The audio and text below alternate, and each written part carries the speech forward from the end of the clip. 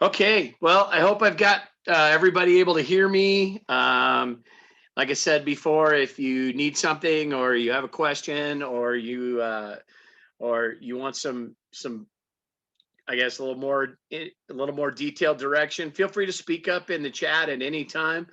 For those of you who I haven't met, my name is Coach Doug. I am in my 5th year at Fort Collins Area Swim Team. I am currently the lead coach for Hammerhead and for Challenge. I have coached the Tiger Shark group as well. And probably the majority of the time that I've been at FAST, I have worked with the Hammerhead athletes. I'm also the head age group coach, which means that I have an impact on all of our age group programs. And that probably through the evaluation process, you and I got to meet, and I probably got to meet your swimmer. I get to work with a majority of those evaluations. I started my coaching career while I was still a college athlete.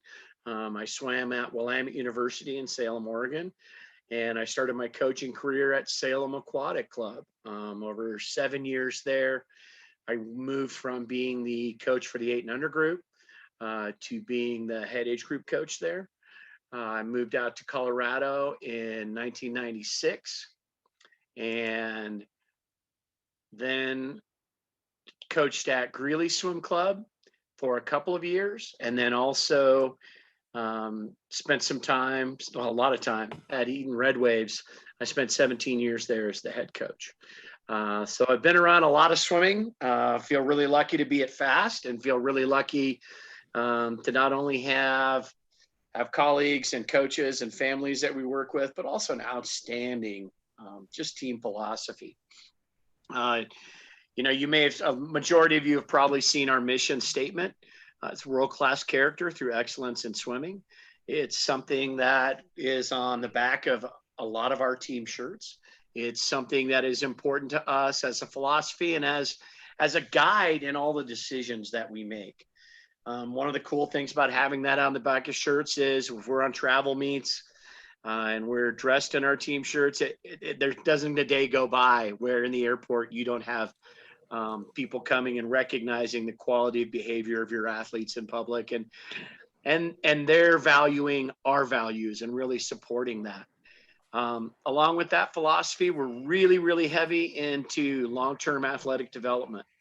We want every swimmer to learn to love the sport, and we want them to develop throughout the sport. And we want to do it in a way that's age appropriate, skill appropriate, and it's just a strong progression from beginning to end. How that fits in Hammerhead is we are going to always be working a lot of kicking. We're always going to be working a lot of stroke mechanics. We're always going to be teaching and learning and developing race skills, practice skills. And hopefully on a daily basis, we're doing something fun that kids come home excited about. We want kids to have fun through their participation, through accomplishing goals, both individual and team.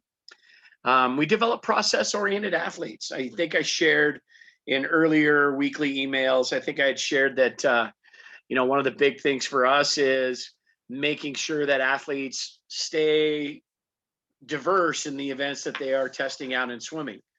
We want them to have mastery of all 5 strokes. We want them to develop all kinds of different speeds that we would use on meet days. And by developing all 5 strokes, we really do encourage and teach an individual medley philosophy. I mean, even today, we worked some different 50s where we were working combinations of stroke together like they would fit into the IM.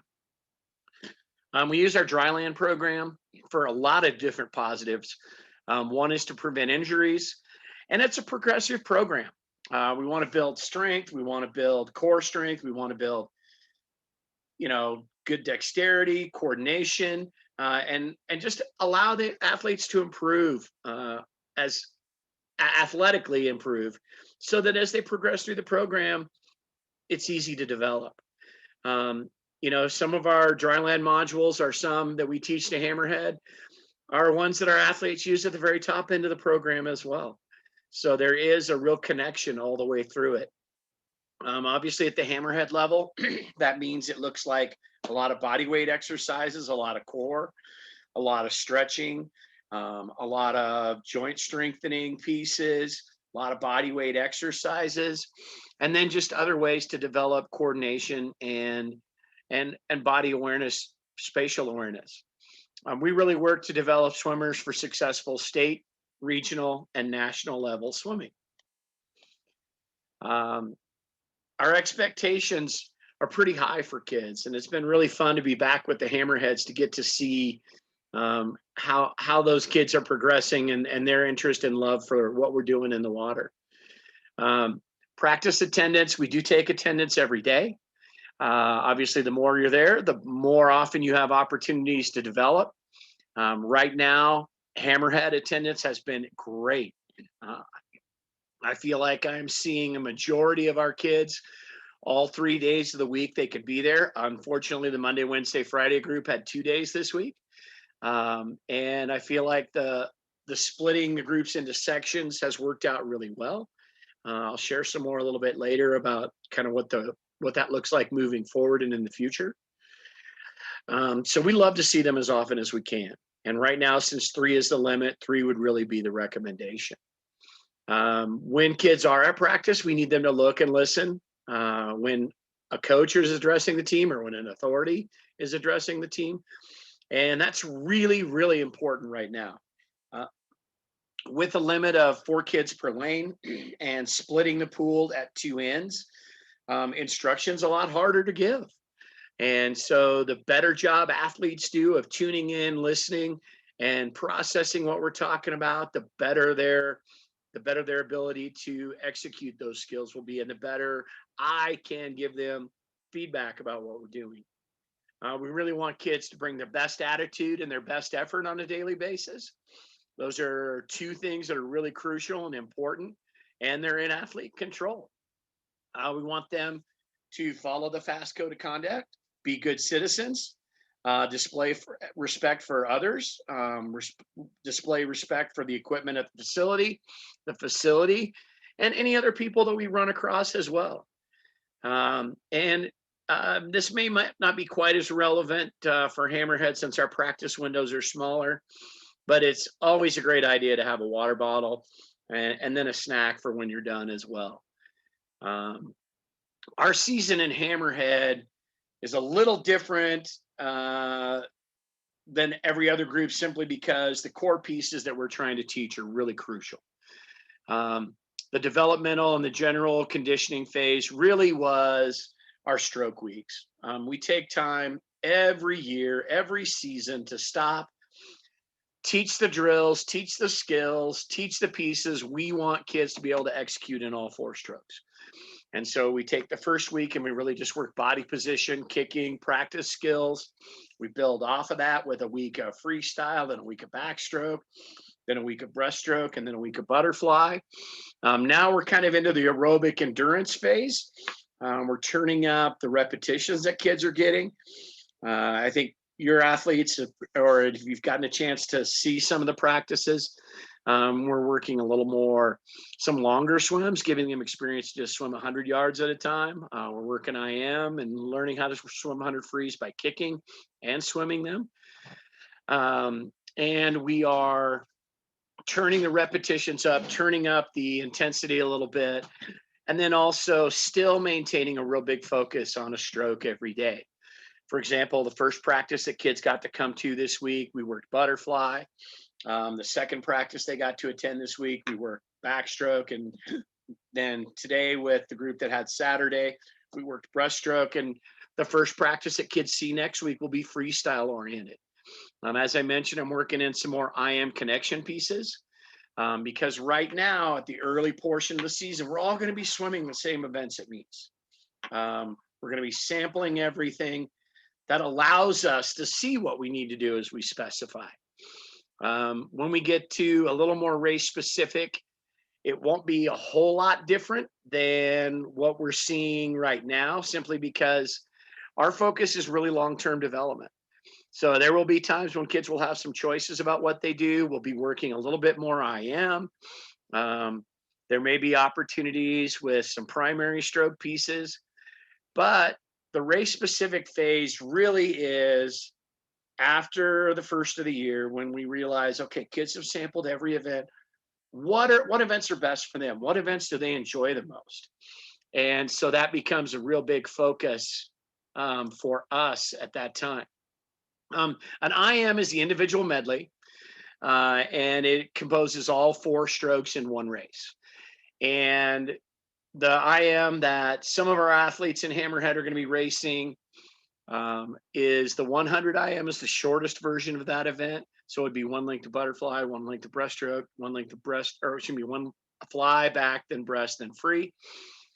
Some of our Hammerhead kids are going to swim a 200 IM, which is 50 yards of each one of those strokes in that order. And as kids progress to the top end of our program, they will get an opportunity to race the 400 IM. So yes, they do all 4 strokes in an individual medley.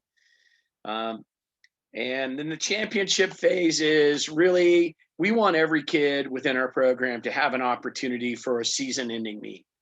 And that allows us as coaches to evaluate how we've done teaching the group as a whole. It allows individuals to see how they've done progressing for themselves. And so that phase is really a fun piece because we've had good success and we have a really good program.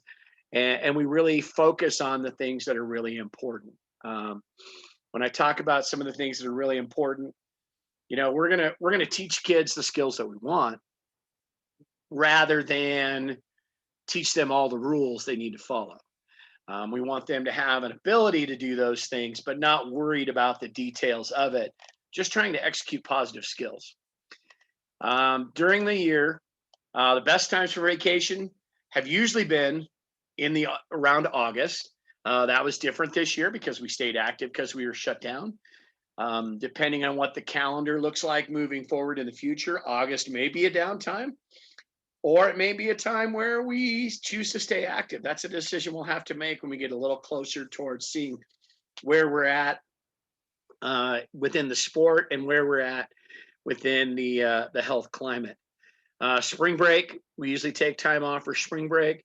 Christmas break, our age group program has 1 week that's completely off. May and early June, I know those are hard times period because there are a lot of graduation oriented pieces that are happening then. Those are also good times. Difficult times for vacations are January, November, November, because we've already kind of gotten through a couple of the important phases of the sport. And we make another step forward into kind of starting to recognize what events and what keys are for our groups. And then late June or July is just tough because all the championship meets in the summer season happen really fast. Because our short course season, our championship, we start in September, and then our championship meets are in February, March. Whereas with our long course season starting in late March, ends in usually July or August. So it's a more condensed program in the summer season, which has normally been long course. Whether that continues to be the same is something else to be noted. Any questions at all about philosophy, expectations, kind of what we do within Hammerhead, what our training plan is? Any questions on those areas right now? Hi, this is Naima, Oscar's mom. Yeah. So this was our first year with FAST, and it's been awesome. But with COVID happening, we sort of didn't understand how the schedule worked in the summer. And the reason I ask this is when I took Oscar and both Carlos to see their doctor for their annual, and they told him that they started swimming and they love it so much, the doctor recommended that they should at least take 2 months straight of no swimming and engage other different muscle groups so that they don't get early injuries when they're in their late teens and early 20s. So I was just wondering, do they take that long of a break, and when does it happen? We really don't take a break like that. And let me explain why. And we do take a break for spring break. We do take a week over winter break. what your doctor is warning you about may be true in some programs. But if you look at kids in our program that graduate from our program or in the top end of our program that have been there since Oscar or Carlos's age, we don't have those repetitive use injuries for several reasons.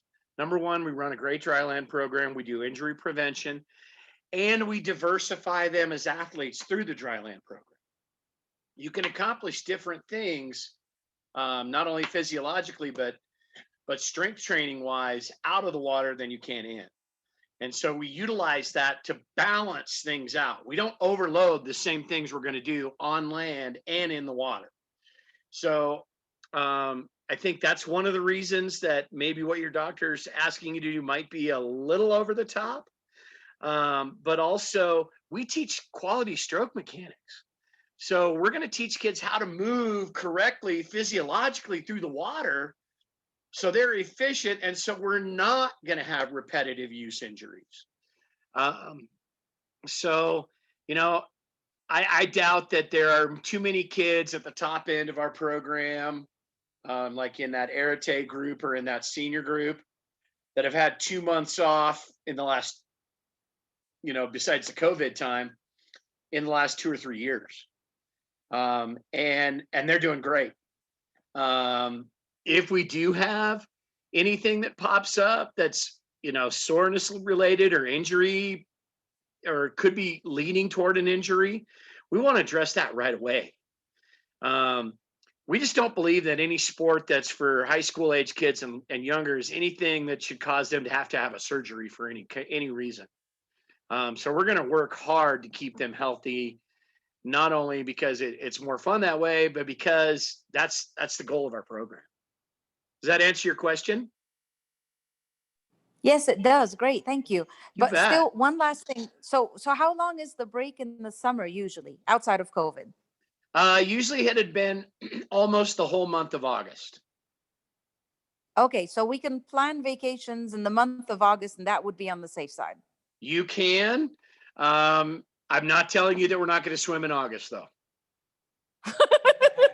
I don't know. I didn't know in March last year that we were going to swim in August this year. Right. So, okay. I just don't know ahead of time. Plan your vacations. That's important too. But I think, whether we stay active in August, like I mentioned at the beginning, is going to be a factor of what the schedule looks like coming from the whole sport in general. Perfect. Thank you. Our practice schedule you can find on the website. Hopefully we don't have too many more changes to it. Any changes will be, if they're, a couple days out to a couple weeks out, will change on the calendar. Anything that's removed or canceled on short notice, we'll do our best to communicate those items. We'll do that through email also, but there's a really cool piece to our system as well. If you go into your account and you look for an SMS contact number and you enter a cell phone number there, that's another short notice piece we can use. For example, we had the first day we were over at Mulberry, they had some bodily fluid issues in the water and we had to shut practices down. We would use that for a short-term piece. If we have a facility issue, we have a weather-related issue, any of those things, we like to use that short-term piece. But if you don't have a phone number in there and you don't have a cell phone number in there, in the SMS notification number, we can't utilize that as well. We have just been able to reopen our practices at Epic. Families are welcome to view it from the balcony. Just be aware that as the weather changes, when we have to move dry land inside, the balcony will be really, really limited. We're lucky we can use a different number, or we can use a different count for the balcony usage and the pool deck usage. Right now, we have chosen to stay outside because dry land with your mask off outside is more productive, rather than bringing them in and keeping their masks on. But as far as practice schedule goes, you'll continue to see that. Also as part of weekly emails, and you can always check the calendar. Um, Meet sign up is done just using the club website. Anytime that we are at a meet, whether it's at home, it's away, it's a championship meet, kids need to have the team uniform. And the team uniform is basically team suit. You can purchase that at MI Sports. The team suit we like to use is a really good polyester blend. It's really durable.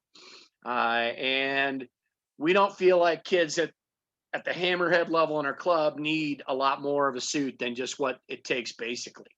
So it's a real good opportunity to have a suit they can use. They can probably use it for practices and for meets at young ages, and not wear it out until they grow out of it. Swimmers in our group will only be in the meets that you choose for your athletes. You can, when you select a meet, you can choose which sessions, which days your athlete is going to be a part of that. The flip side of that is coaches will make all the choices on individual events.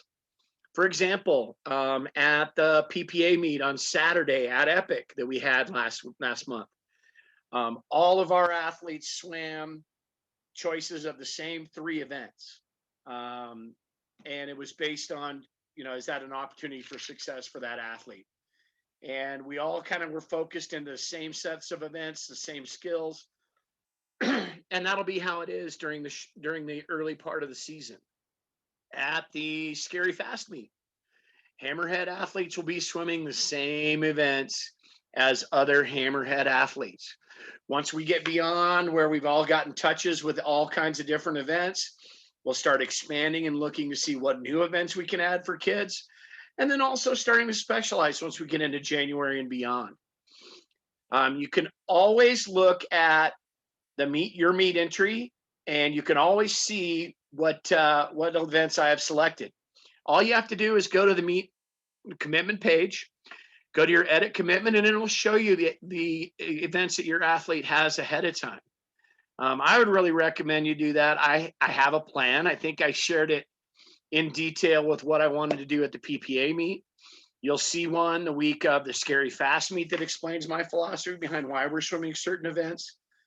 But if you ever see an event or you ever have an athlete that's distressed about an event, please contact me. Please email me. Let me know. I'll explain what we're doing and why.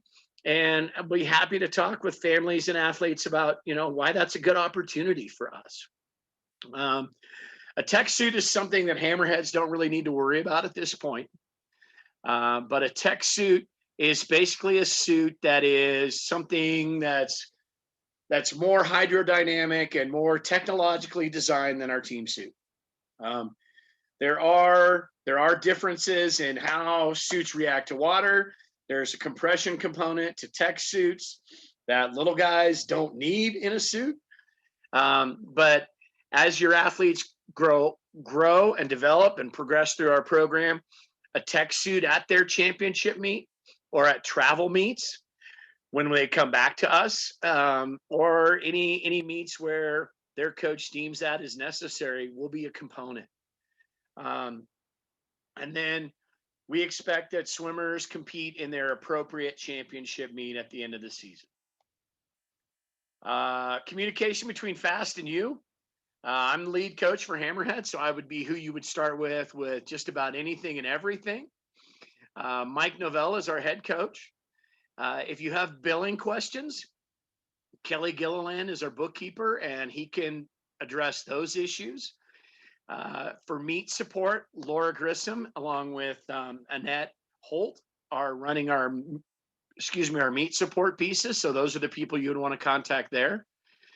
Weekly email is really a good resource, and gives you kind of updates about what to expect for the coming week. Like I said, I've utilized that to explain meet philosophy. I've used it to explain, what we're doing in the water, the progressions that we're on, what kind of things we need to be addressing at home and as a group overall. We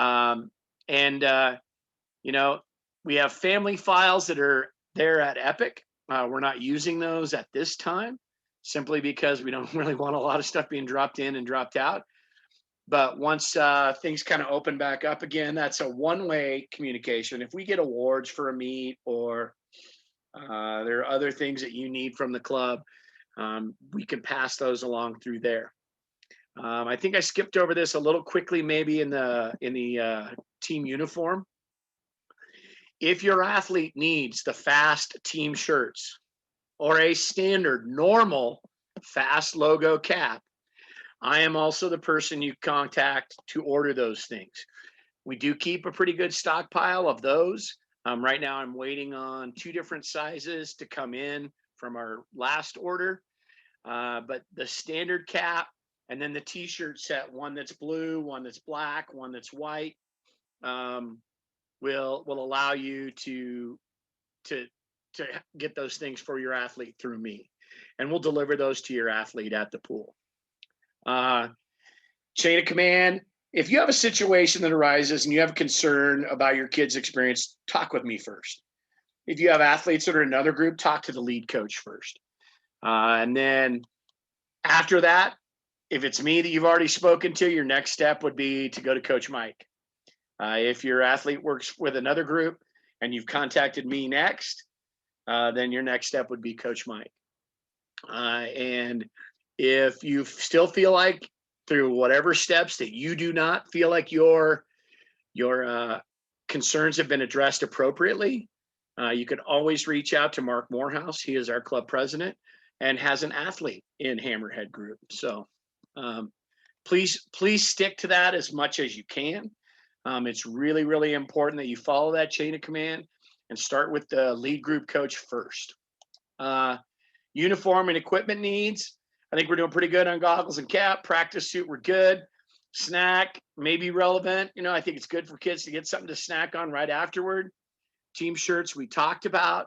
Water bottles can be a blessing or a curse for our younger athletes sometimes, but the fins are a must-have. The buoy is a teaching tool that we'll get used to using, and the mesh bag just keeps it all put together.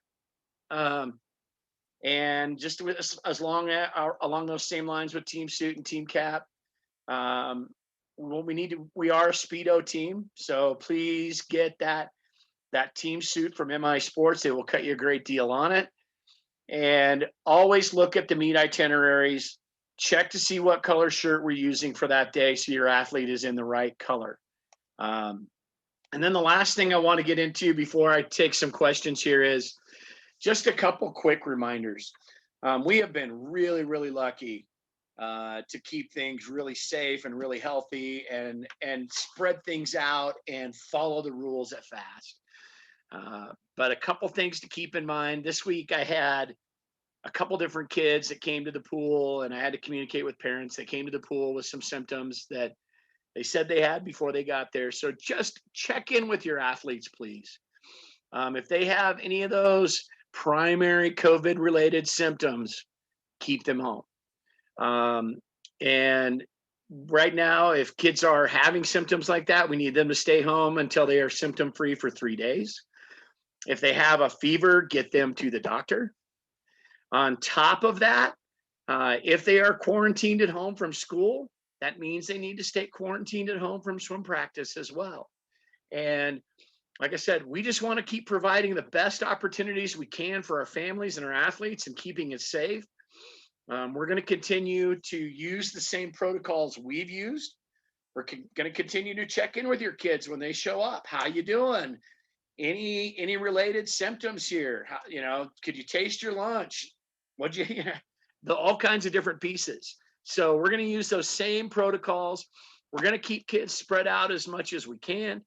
We're going to follow the rules inside of Epic and do our best to make this continually a good place for everyone to be. But make that front line at your home really, really stringent and tough in hopes of keeping everything really positive for our athletes. I have a couple more minutes here, so I'd love to answer any questions that anybody has. Thanks, Coach. What was the SMS sign up again? Where do we go to do that? You go on our website, you go into your account. And then you will look for it. It'll just be adding another phone number. Like there are fields open there for an email address and for phone numbers. And so there should be one that's a SMS piece. Let me So just in stop our sharing account. my Okay. screen, see if I can find it for you really quick. Just a second. Any other questions I can answer while I'm digging that up? Can I ask a question, Doug, about, this is Heather, Rowan and Shay's mom. Yes. And I had a question about meet entries. I totally dropped the ball this week and forgot the deadline last week. And I've been meaning to send you an email all week. Is it too late to schedule the Scary Fast meet or sign up for it? I can still add them to the Scary Fast meet. Okay. I need you to email me. We are not going to be able to make changes to that beyond like that Monday. Okay. I found the SMS. We're good. You found it? Okay, yeah. Thanks. Secondary, yeah, there it is. Yeah, I can add kids to the Scary Fast meet. Home meets, we can usually do that pretty comfortably. Away meets, you may or may not have that opportunity if you miss the deadline. So, I guess for home meets, just ask me or ask the lead coach. For away meets, you could ask, but the answers will probably not be as positive. Okay. I see a question here in the chat. With the poor air quality we've been having, does FAST have particular guidelines that you follow to bring the kids inside for dry land? For the most part, we have played that by ear for the most part. There are some days where we would choose to bring those kids in and mask up inside if the air quality outside is really poor. We've also done some different things with the focus of dry land. Obviously, if the air quality is poor, we're not going to be as aerobically active. The intensity is not going to be quite as high. We're going to be more stretching oriented, more core oriented, more flexibility, and more of those keys that aren't going to be taxing their cardiovascular system. For the most part, we've tried to stay outside as much as possible. There have been, I think, 3 days where we have chosen to come inside based on air quality. On any one of those days that we chose to stay outside, if any individual coach noticed that we were having a little more discomfort or we were having any complications with being outside, every single coach has the opportunity to make that call and bring them right in. The air quality has not been great. We hopefully won't have to deal with that year round, but great question. Thank you, Eric. Did I answer that up to your satisfaction? Yeah. Anything else I can answer, folks? I'm having a great time working with your athletes. I think the biggest thing, I feel like I'm a broken record with all of our protocols regarding following the rules at Epic. And so I feel like maybe your kids are a little tired of that from me. But I guess my big couple takeaways in the last minute or two would be, if you have questions, ask them. And if it doesn't fit into one of those categories that I covered before, send that question to me. And, there are a lot of folks in Hammerhead that are brand new to the sport, and that's okay. There's a lot about the sport that's different. And we don't expect people to learn everything about our sport on their own. So we'll be happy to help and adjust and work through that with you. And then also, any issues you have with what's going on for your athlete or for meets or team gear, reach out, contact me. I'd be happy to help you with it and happy to get you on the right track if it's not something that is in my field of expertise. So any other questions I can answer? Yeah. Are there any local sports or leagues or specific leagues that you guys have had run-ins in with that don't work with students trying to swim as well? Other leagues to avoid, or are most of them able to work, at least in your experience in the last? What do you mean by leagues? Well, so like flag football leagues, tackle football leagues, soccer, baseball, like there's so many different leagues for different sports. Is there anything specifically that you found hasn't worked for families? No, I don't feel like I feel like kids being involved in another sport is ideal. I think any opportunities to sample those things and kids are going to take the athletic developments from one to another. It's going to be beautiful. I have not found anything that was really detrimental. You know, and this would go back probably at least 10 years. Gymnastics program used to be a really beat kids up, and they would come back to us hurt. But I don't feel like there's anything out there like that now. I would Cool. say the primary piece would be, does your child enjoy it? Does your athlete enjoy it? And if they do, let them do it. I mean, and that's even with some of the newer pieces like parkour and all that cool stuff, like things that didn't used to be sports when we were kids, but now are just great opportunities. Great. Thank you. You bet. Well, hey guys, I'm going to wrap that meeting up. If you have questions, shoot